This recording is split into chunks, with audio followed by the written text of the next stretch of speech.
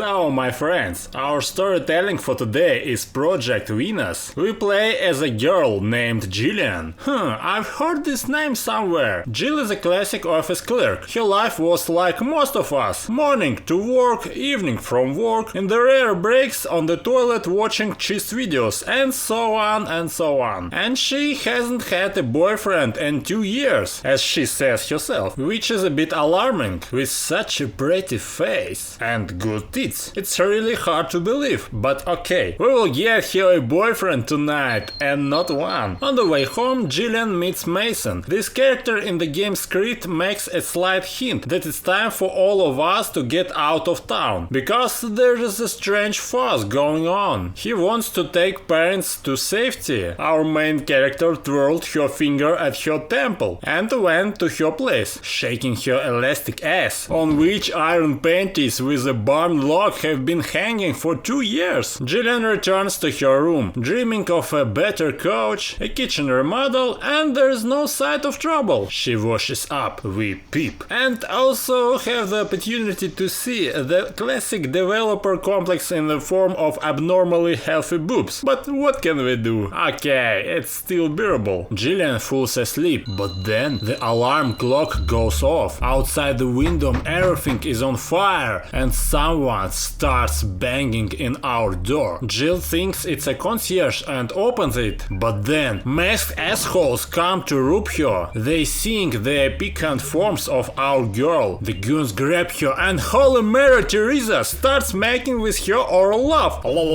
In the game starts the first unshowable moth scene. And as always, I inform you that all today's scenes I have specially for you gathered, collected and added to the cut content, cutscenes. Unfortunately, they are not all animated here, but in terms of context, they are perfectly integrated into the game, definitely in the highest level. While the gangsters were using Julian's saliva instead of shower water, someone burst into the house and rushed at 2 horny wonkers. Our titty goddess was horrified by this insolence and ran out into the hallway. The first thing she did was to go to the concierge to call the cops or something, but for some reason he didn't want to talk. I go back to my hut, but the guys have already been killed by the unknown and we inherited their revolver. Good thing Jillian's father must have been a cowboy and taught daughter the basics of owning a hot weapon. It's so that no one has any questions about where the office plankton, I mean Jill, has shooting skills. We are taught the basics of gameplay and frankly, as for RPGM engine, it here is excellent, like Resident Evil, almost. You know, it's very rare in Indian games to find an action that doesn't make you want to throw up in the toilet. I think all in the world guessed what is going on here. All except for our sweetheart. Nothing makes a woman more beautiful than a little stupidity. Pardon my slight sexism, but ladies, this is the truth. We males have a bunch of complexes, so it's very necessary to feel that we are at the least a little smarter and control the situation. Otherwise, our glorious balls begin to decrease right in front of our eyes, and the whole meaning of being on a sinful earth with them. Well, in front of us, zombie apocalyptic atmosphere straight from the 90s, and it's awesome. I know I'm like a nostalgic old man, but I'm the kind of guy who considered zombie themes one of the coolest things in movies and games, like noir. Having taken the keys from the concierge, we were now able to stop by to visit our favorite neighbors. It was about time. I found a girl with tits out, and she's already so good that she's not going to survive with us. But in the warehouse, it was a bit more cheerful. The zombie was about to give a memorable hickey to his victim, but Jillian found an axe and chopped off the spot he was trying to use to generate instincts. This is our our Jelusic. She may be not being an Einstein, but she's a better kicker than a trained sweat guys. A femme fatale. A poet's dream. The girl we rescued was named Cassie. The lady in yellow asks to go to room 206 and get her a first aid kit. But it wasn't zombie that beat her. She scratched herself. And why don't we risk our lives and put together a damn first aid kit so she can bandage her teeny scratch, right? I love saving people from hangnails so much. Okay, let's go find room 206. Downstairs we have a fateful encounter. A boy bumps into us and starts trying to polish things with his tongue. Disgruntled Jillian, shows the insatiable romantic of her and chases after the chubby guy while he's running away. He's locked up and he's not going to use himself as a bait of zombies. Moreover, he wants Jillian to show him two of her impressive arguments, and then he'll give us a reinforcement and share information. The little pimple didn't lie. We got the ammo and he told us how to solve the riddle to get the code to the safe. I start wandering through the dead people's apartments, and there is a pleasant feeling of tension. Not that I peed, no, maybe just a little. The zombies were quite gifted here and the radius of their impact was impressive. I didn't have much ammo and I didn't have a first aid kit, so I had to economize. After hacking the safe of the housekeeper, I got a shotgun and ability to craft bullets. I knocked on the fat boy's door again, but he didn't answer. Oh yeah, I didn't tell you about the motivation. Jillian's parents are dead and we don't need to save them, but her sister's still alive and our global goal is to find her. Along the way is in all games about the apocalypse, we will find scraps of notes, where different citizens in fragmentary manner report will tell us. That is some virus, someone designed, someone's cunning plan, something that went wrong. Well, in general, the topic is milled 1,000 times and we know the contents of these notes before we start reading them. But not all notes there are the same. From time to time we get hints where to find something important and where who stashed what in secret. You can ask if there are notes from which your blood in your veins froze. And I say, unfortunately I have not found such. But I will tell you a spoiler. The situation in the game will be different and most importantly, most often it will be seasoned with excellent strawberries. But what can I say? There was a case where I walked into an apartment and with all my heart I shot straight into a girl's distorted face and then went to her room and saw a letter from her parents there. They wrote to her saying, "Daughter, we're doing well, soon we will come to you in new car." Especially I like the angel from which we read this letter. And her father said, "We've got a weapon for you, keep it close, these are troubled times." And Jillian sighed sadly, because a minute ago she crushed the skull of her father's daughter. And what can we do? Just take the bullets left by her father. So the tragedy in the game is not at such a low level. It's more like tragic humor and eroticism. In another apartment I also find a cool story. How a belt pervert sends a girl her pictures from an escort site and she said, "Where did you find them?" And he, "It doesn't matter. The main thing is not that, but how, what, you're ready to open your sexy mouth to suck my Johnson? Or I will send the information to someone other than you." And the chick said, "You're awful." So we gave Casey the first aid kit and there is a little dialogue about how she survived and then she asks, "Jill, are you comfortable wearing panties?" That's what I liked about the game. The developer will constantly troll not only the slight stupidity of our main character, as is usually the case with all the characters in the zombie apocalypse movies, but also here to ridicule the far-fetched eroticism of Jillian, who supposedly accidentally didn't have time to pull up her underpants, and now she's running around in just panties that can fall off at any moment. Brilliant! We go down to the bottom, the scariest floor, and a cop car struck in the wall tell us that we have to rely on ourselves. Having beaten up a horde of zombies and left almost without bullets, Jillian went outside, alone alone, surrounded by evil zombies, and then our girl finds the best friend of any gamer, a minigun. An epic battle started. The crowd was coming at us, and I, by the way, started to run out of ammo, and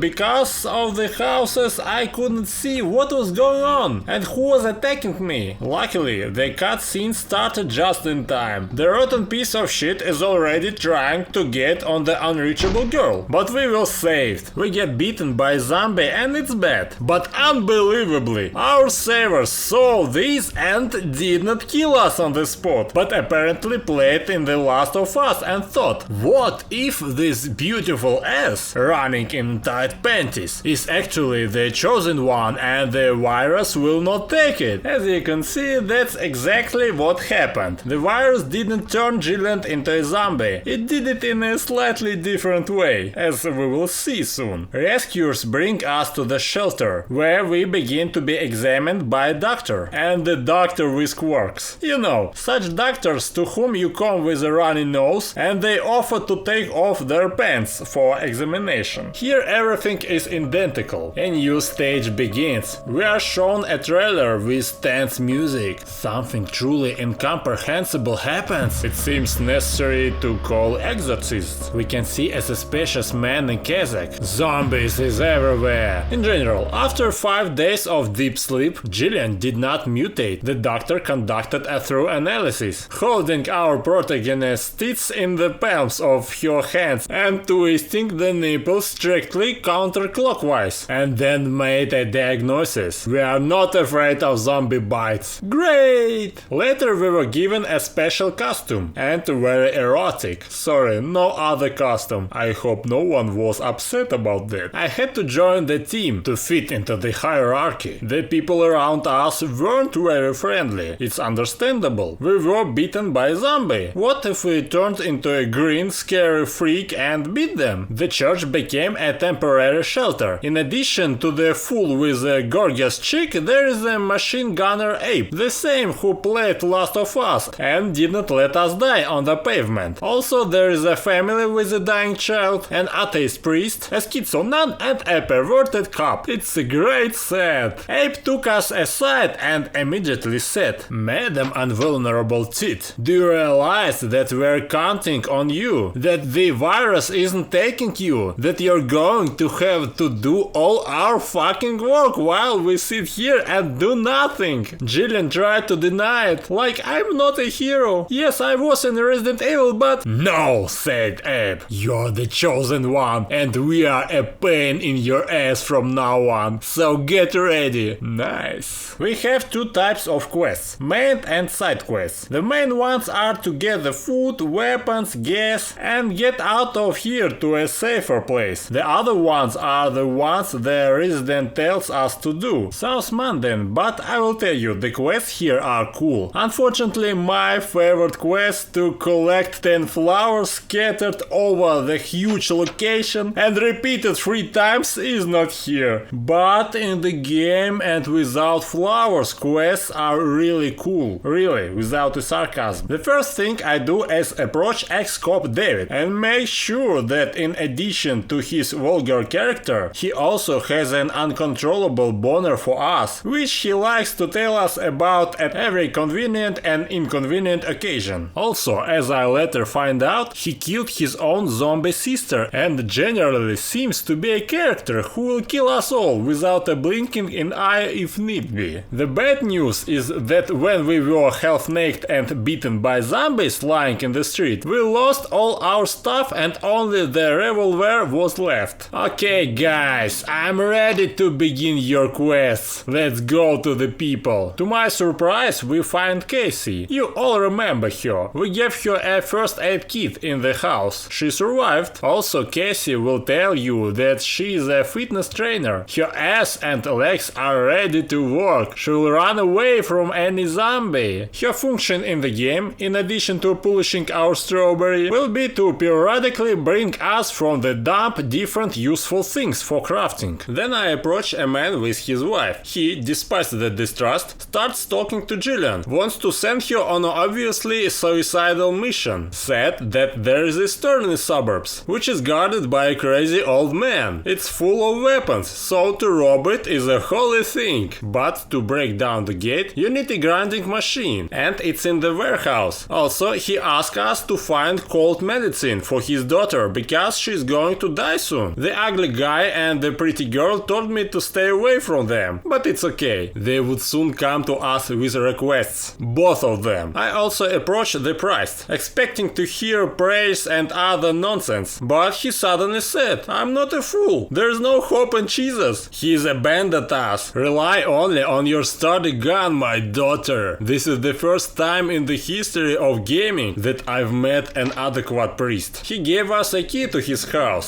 said you can take anything that isn't nailed to the floor, and he also has a couple homeless people there, so be careful. Unfortunately, we can't talk to the crazy nun. Abe, with a clear heart and clear conscience, sends us alone into a zombie-infested suburb. It was atmospheric as hell, like a Project Zomboid early version. First thing we do is head to the priest's house. I help the couple he's taking and get to heaven. The priest's house is basically a temporary shelter, so we don't have to go to the main base every time. There is a chest with our stuff that can be moved around, and we can also sleep. Thought I don't remember ever staying here. Oh yeah, before we got there, Abe told Jillian not to be shy, not to be complex, but to actively steal gold, silver, because in the new world, as I prophesied, it will be in demand, and it will turn out that the soldier is right. Gradually, I find a crowbar, bolt cutter. All this is needed to get into cars and other inaccessible places. There are a lot of zombies on the street. Mentally estimating how much more ammo I need to kill them all, I forgot what to do.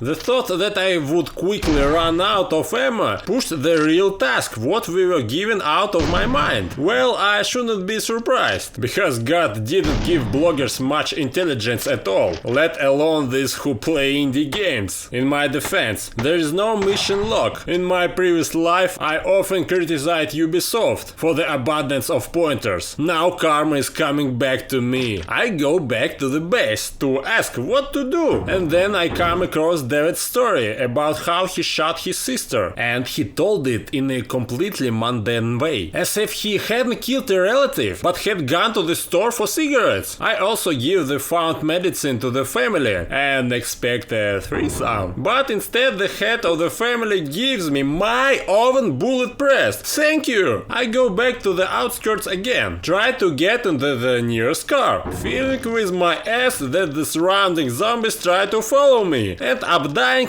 but the straight thought what to do in the story came back to me. Of course! The store, the horny granny, the sender, we need a storage unit. Getting to the warehouse. I tried to find a new uniform, but the worn panties we were wearing Jill refuses to take off. I go upstairs in search of sender, but instead I find a dirty magazine with pictures of lecherous women the workers used to dabble with before they became zombies. And then we hear Jill's restless pink princess, and I had to sue her with a little rhythmic downward stroking. After calming her raging clit, our bunny found a grinder. Actually, I'm a little dubious as how to a grinder can cut a metal. Probably an idiotic thought, but isn't it supposed to grind? And yes, it turned out the man would convert it into a bolt cutter when we delivered it. We made some progress on the personal front. Notably, Cassie started trying to seduce us, to get us into obscenities. On the other hand, look at the men around here. They are such assholes that girls can't really be attracted here. Only the priest is not bad, but he has taken a vow of celibacy until the end of the apocalypse, so he will not give his love to Jillian. Okay, time to kick the old man out. I go to the store, screw on the iron and get in. And the oldster turned out to be cheerful. No sooner had we entered than he pointed a gun at us and said, "You've come to steal. There are no deeds for which I would forgive this sin," he said. And then the unexpected happens. A nearly blind old man mistakes Jillian for his fiancée. Even thought his fiancée is living dead on the bed. He takes Jillian into a room, puts her on her knees, and urges her to fulfill her marital duty. Old man has clearly been out of love for a long time. time. And we have a choice. Please, old man, or take a bit out of what the poor guy has left for his unicorn. Well, we are not monsters, right? The scene begins with Jillian working on her old man's physical and mental peace. After the royal blowjob, the old man's head went completely off. Seeing that he had been shamelessly sucked off by some bitch from suburbs, he screamed wildly at the police and ran out into the street, right into the bored zombies. Wow, screenwriter, let me shake your calloused hand with my calloused hand and applaud your twisted mind. Brilliant scene. The old man's entire inheritance is ours, of course. I didn't have much in the way of weapons, expect a few rounds of ammo, and that's it, nothing. I go to Abe with the report and he says, don't despair, Jelusic, you have a chance to make things right. Go rob grocery stores and get gasoline. By the way, the gasoline was stolen by Latinos. Dangerous, violent and very sexy guys. But Abe is sure Jillian will probably work things out with them. Hey, why doesn't she just get on all fours and roll you around the church? It would be less humiliating. Weird. Thugs and yet they are Latino. How can that be? Ubisoft and Sony Games have accustomed us to the fact that the white men are always thugs. Before going to the negotiations, Jillian put her perfect ass under a nurse's injection. The latter decided to do some experiments on us. And it was something. Jillian is so fucked up that immediately starts the video scene. Later at night we see a mysterious cottage where two men enter. They decided to rob. And when one of them was in one of the rooms, naked Jillian with unhealthy maroon eyes jumped on him and probably didn't even rape him, but just kill him. Poor dude. In the morning we were found by a nurse with her bare ass in the dirt. She was checking her vaccine. I even wanted to joke that those who had been injected with Pfizer against COVID had about the same symptoms, but I guess I won't. In the morning Jillian could not remember anything, and the nurse decided not to go into the details. She put forward a scientific theory about super bacteria living in our protagonist and stuff like that. This is to justify how we can pump Jillian's skill in the future. So Jillian went for a naked swim in nearby pond. Casey came with us and again announced her intention to give us the most fantastic cunnilingus of our lives. But Jillian still wouldn't agree. Why? And we were also being watched naked by some pervert in the bush, who we also teased with the gigantism of our melons. But then things got even more interesting. After getting out of the pond in the corner, I noticed that the cop David, the same one who killed his zombie sister, was fucking a pretty girl from behind who was standing with a young guy. And we are in for a hot scene. You might think that the hottie let herself get fucked because David is just charmer. But no, she's on meth or something. And a corrupt cop must always have drugs, right? So he takes this opportunity. Later, when the young guy sees that she's also taking the cop's dick into her mouth, things in our story are even more fun. I've had some interesting things happen to me too. I was in a sewer. There were zombies with green vomit falling from them, which you had to collect to smear on, this increasing your stamina, strength and etc. Later on I had a stupor on the main quest. I forgot again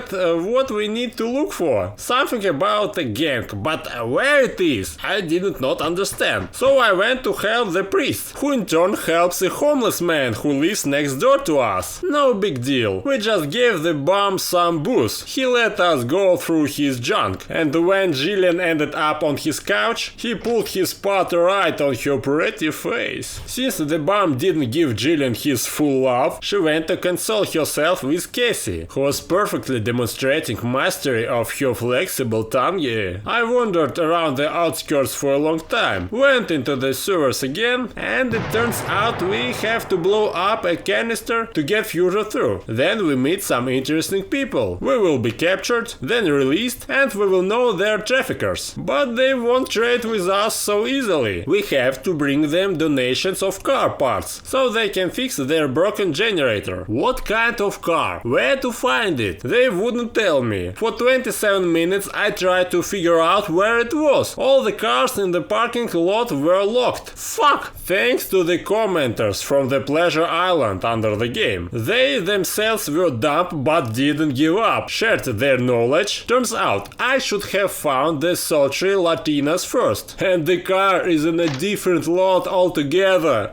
I'm a sucker. Coming to the tent once, I thought Jillian immediately get into a doggy pose. But I will disappoint you all in advance. They seem to be the only guys who will not try to stick their dicks into our protagonist's round watermelon. The main one is Antonio. He was showing off a bit, but in the end he said, "Bring our lost goods, madam, then I will give you gasoline." After that we get a new location, where there are goods for the bandits and a car for the merchants. But before that I go into the store and see that cute fat guy again, in front of whom Jillian was flashing her treasures. I rushed after him to see if he needed any more help, because it's hard enough for 18-olds to grow up, and then there's the apocalypse. We said, "Give us food, fatty," and he said, "Suck my banana, whore!" And Jillian was like, "Give it to me and I will suck it." And you know what? She kept her promise, and then the fat guy just left us.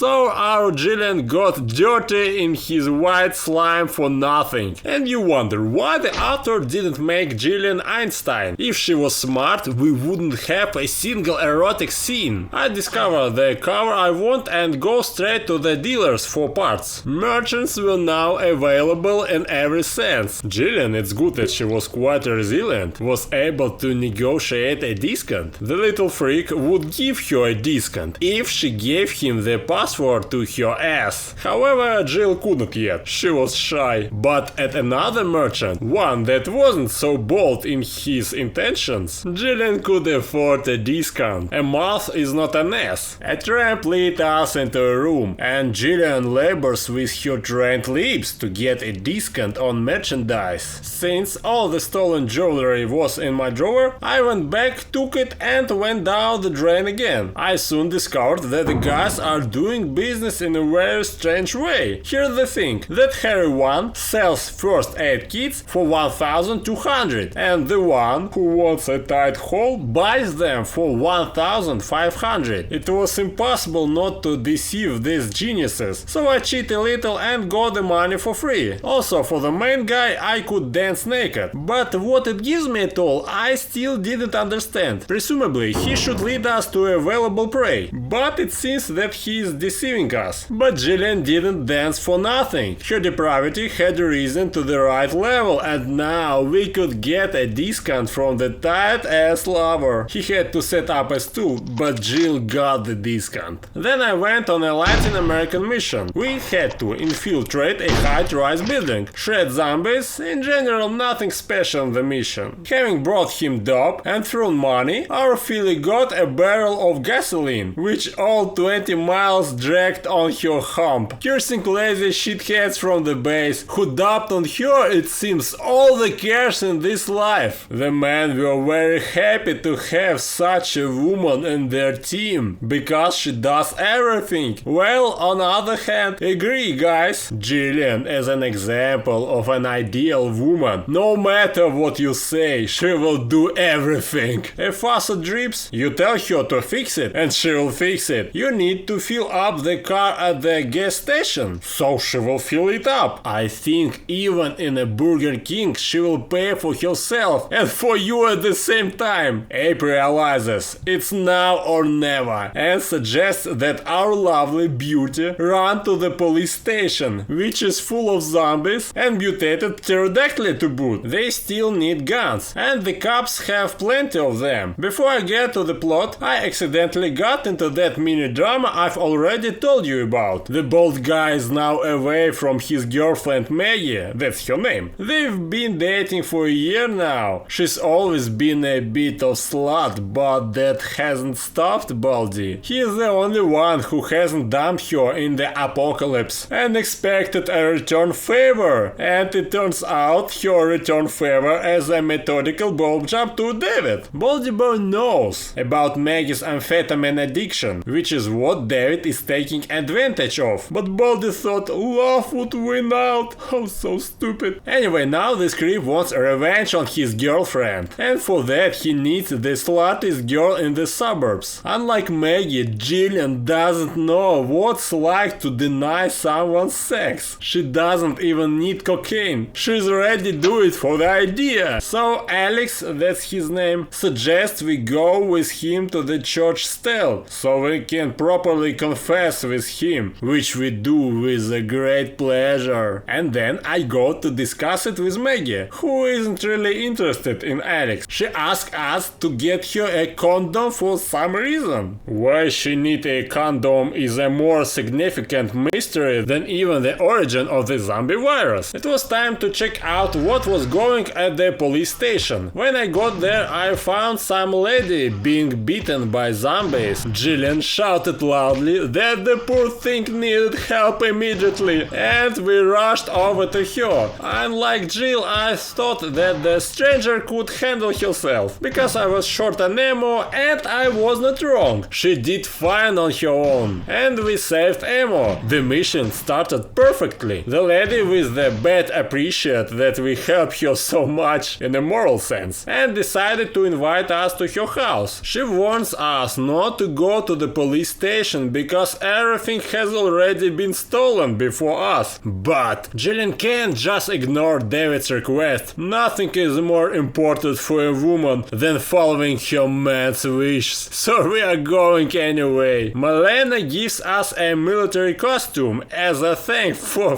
help.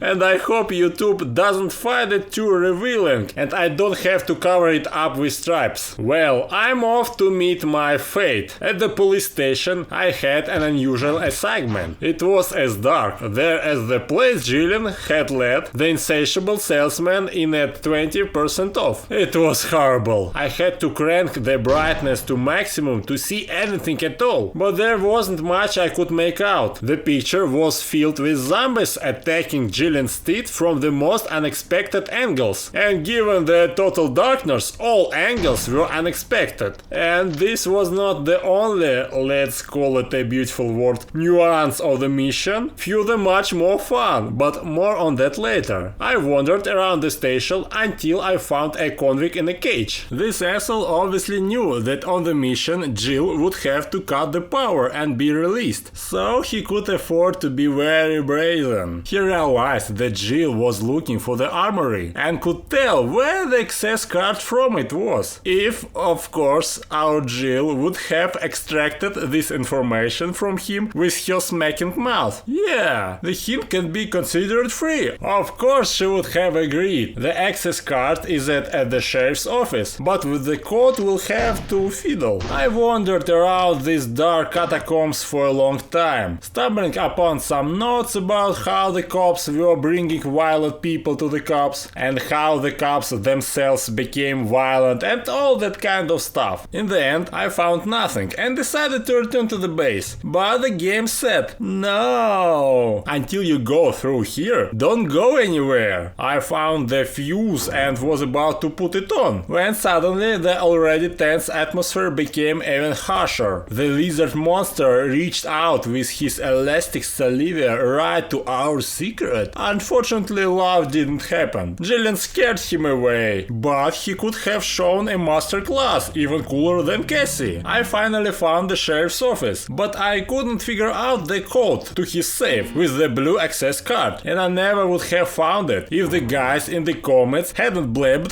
that you have to take the key to the office and poke it to see the number. Actually, I remember I had the same problem in Resident Evil. It never occurred to me to poke it an item, spin it and find it, because you never use it mechanic again. Spinning the key, I cracked the safe and the first card was in my possession. The convict had unfortunately escaped before the obliging Jillian could thank him for his help. I started to look around further and found myself in some sort of forensic lab, and there was a monster resting there. I got a red card and the monster got a boner when he saw the back view of our protagonist and immediately disappeared. When I had 2 cards, I was finally able to get out of here, and developer honestly warned me that the hardcore would start. Save or or it would get worse. I immediately saved for free slots, just in case. Juliet started carrying guns in the car, and I thought, why not bring a lady with a bat? We get to her place and there are bandits. Lousy bastards! They took our girl to the factory and now they want to take us too. It turned out that the bandits here are even bigger idiots than the zombies. The latter at least have rotted brains in the literal sense, and this with sticks on the shotgun rush. Jean realized that her friend had been dragged at the factory, and the factory was on our Latin friend's property. Let's go there. The developer this time just begs me to sign up. Stock up on first aid kits, ammo. He says, you're gonna get your ass kicked, friend. And I said, I'm like it. I've been waiting for this, bro. Come on, yeah! I'm the one who's gonna kick everybody's ass. I got killed 4 times in a row. Bandits rushed in a crowd. Yeah, so fast that I didn't have time to shoot back. The worst thing in this mission was not this, but the dialogue, which could not be rewound, and each time had to read it again as punishment. Eventually I defeat them all, and I got the book I mentioned before. I didn't realize that you can go through there and save Malenka. I didn't look for her, and stupidly left the building, thereby broke the quest, and at the same time the whole game. I couldn't go back to the factory, and decided to go to the police station, as my dummies didn't give any hints on the continuation of the story. And it got worse from there. Jill refused to leave. She said she needed to take out the arsenal of weapons, but I had already taken them out. What can I say? I had fully researched the fucking police station. I could find my way around here to anywhere with my eyes closed. Thought maybe some other gun shop. No, I've done all the side quests, solved all the puzzles. I even found a fucking condom for Maggie in the dark room using pistol shots instead of a flashlight. In addition, I discovered that if you save in one of the particularly dark rooms with a lizard living there, the game consistently freezes. Then I realized something was wrong. I rolled back the save, I was back in the factory and realized I had to go to the wall, and then the path leads upstairs. Kill everyone, free Melena. If we go to her a couple more times, we have almost a lesbos scene, but a modest one. The condom I turned in didn't get me any scenes. Much to my disappointment, the game ends with this update. It's not abandoned yet, and the developer is still working on it. What can I say? I was interested. I think when he finishes it, we should do a second series. So I will see you again in 10 years. I mean, on this game.